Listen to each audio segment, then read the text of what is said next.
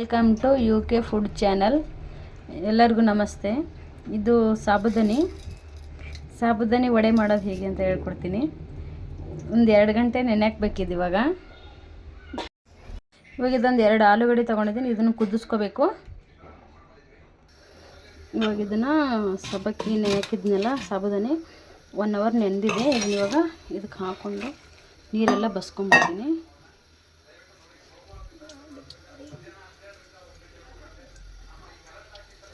ಸಾಣಿಗೆಲ್ಲ ಹಾಕಿ ಇವಾಗ ಇದು ಒಂದು ಬಟ್ಲ ಶೇಂಗಾ ತಗೊಂಡಿದ್ದೀನಿ. ಇದನ್ನು ಹುರ್ಕೋಬೇಕು.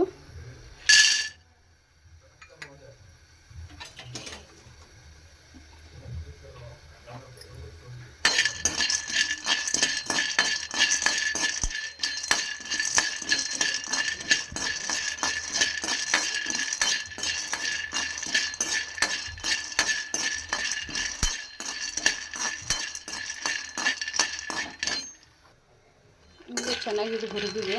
ಇದನ್ನು ಮಿಕ್ಸಿಗೆ ಹಾಕಿ ಪೌಡ್ರ್ ಮಾಡ್ಕೋಬೇಕು. ಇದು ಇವಾಗ ನೆಂದದ. ಇದಕ್ಕೆ ಶುಂಠಿ ಹಾಕೋಣ, ಕರಿಬೇವು ಸಣ್ಣ ಸಣ್ಣದಾಗಿ ಕಟ್ ಮಾಡಿ ಇಟ್ಟಿದ್ದೀವಿ, ಸ್ವಲ್ಪ ಪುದೀನ ಅದನ್ನು ಕಟ್ ಮಾಡಿ ಇಟ್ಕೊಂಡಿದ್ದೀವಿ, ಸ್ವಲ್ಪ ಕೊತ್ತಂಬರಿ ಸೊಪ್ಪು ಸಣ್ಣ ಸಣ್ಣದಾಗಿ ಕಟ್ ಮಾಡಿದ್ದೀವಿ, ಆಮೇಲೆ ಇದು ಈರುಳ್ಳಿನ ಚಿಕ್ಕ ಚಿಕ್ಕದಾಗಿ ಕಟ್ ಮಾಡಿ ಹಾಕ್ಕೊಂಡಿದ್ದೀವಿ.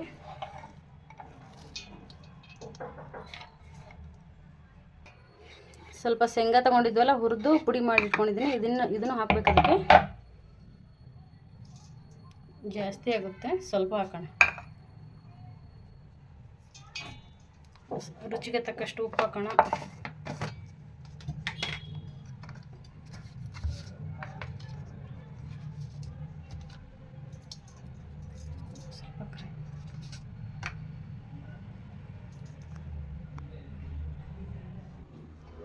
ಇದು ಆಲೂಗಡ್ಡೆ ಬೇಯಿಸಿರೋದನ್ನು ನೀಟಾಗಿ ಸ್ಮ್ಯಾಶ್ ಮಾಡಿ ಇಟ್ಕೊಂಡಿದ್ದೀವಿ. ಇವಾಗ ಇದನ್ನು ಅದಕ್ಕೆ ಹಾಕಬೇಕು.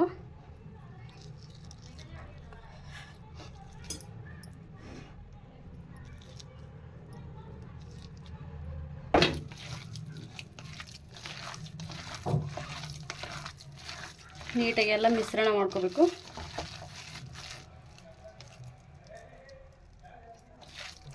ಆಲೂಗಡ್ಡೆ ಬೇಯಿಸಿ ಹಾಕ್ಕೊಂಡಿದ್ದೀವಿ ಅದರಲ್ಲಿ. ಇವಾಗ ಇದೆಲ್ಲ ನೀಟಾಗಿ ಮಿಕ್ಸ್ ಮಾಡ್ಕೊಂಡಿದ್ದೀವಿ. ಇನ್ನೊಂದು ಚೂರು ಕೊತ್ತಂಬರಿ ಹಾಕೋಣ ಮೇಲೆ, ಚೆನ್ನಾಗಿರುತ್ತೆ. ಇವಾಗ ವಡೆ ಮಾಡಿ ಎಣ್ಣೆಲಿ ಕರೆದು ತೋರಿಸ್ತೀನಿ. ಜಾಸ್ತಿ ಹೊತ್ತು ನೆನೆಯೋಕ್ಕೇನು ಬಿಡಬಾರ್ದು. ಮಿಕ್ಸ್ ಮಾಡಿದ ತಕ್ಷಣ ಹಾಗೆ ಮಾಡಬೇಕು. ಜಾಸ್ತಿ ಹೊತ್ತು ನೆನೆಯೋಕ್ಕೆ ಬಿಟ್ಟರೆ ಈರುಳ್ಳಿ ಎಲ್ಲ ಹಾಕಿರ್ತೀವಲ್ಲ ತುಂಬ ತೆಳ್ಳಗಾಗ್ಬಿಡ್ತದೆ ಹಿಟ್ಟು.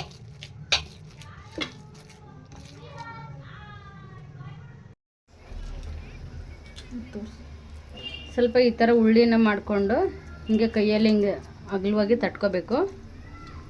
ತಟ್ಕೊಂಡು ಎಣ್ಣೆ ಕಾದಿದೆ, ಇವಾಗ ಬಿಡೋಣ.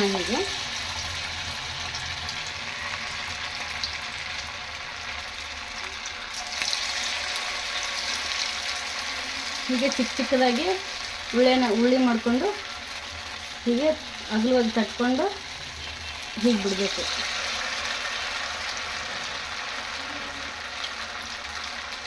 ಸಾಬುದಾನಿ ವಡೆ ಸಂಜೆ ಟೈಮಲ್ಲಿ ಟೀ ಜೊತೆಗೆ ತಿನ್ನೋಕ್ಕೆ ತುಂಬ ಚೆನ್ನಾಗಿರ್ತದೆ.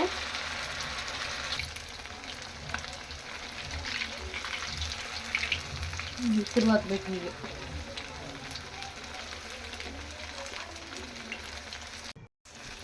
ತಿರುವು ಹಾಕಿದ್ದೀನಿ. ಇದು ಸ್ವಲ್ಪ ಬೇಯಬೇಕು. ಚೆನ್ನಾಗಿ ಕರ್ದಾದ್ಮೇಲೆ ತೆಗಿಯೋಣ.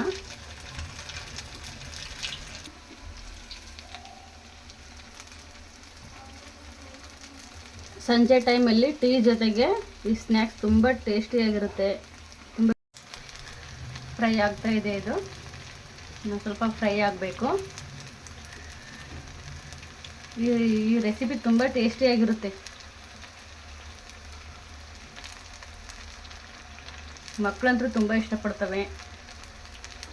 ಒಂದ್ಸಲ ಈ ರೆಸಿಪಿ ನೀವು ಮನೇಲಿ ಟ್ರೈ ಮಾಡಿ ನೋಡಿ.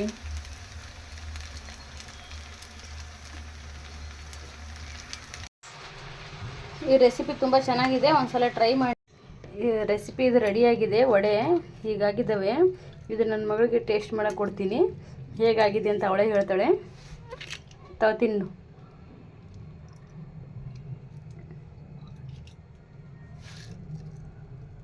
ವಾವ್, ಸೂಪರ್, ಚೆನ್ನಾಗಿದೆ. ಲೈಕ್ ಮಾಡಿ, ಶೇರ್ ಮಾಡಿ, ಕಮೆಂಟ್ ಮಾಡಿರಿ. Thank you. ಈ ರೆಸಿಪಿ ತುಂಬ ಚೆನ್ನಾಗಿದೆ, ಒಂದ್ಸಲ ಟ್ರೈ ಮಾಡಿ ನೋಡಿ.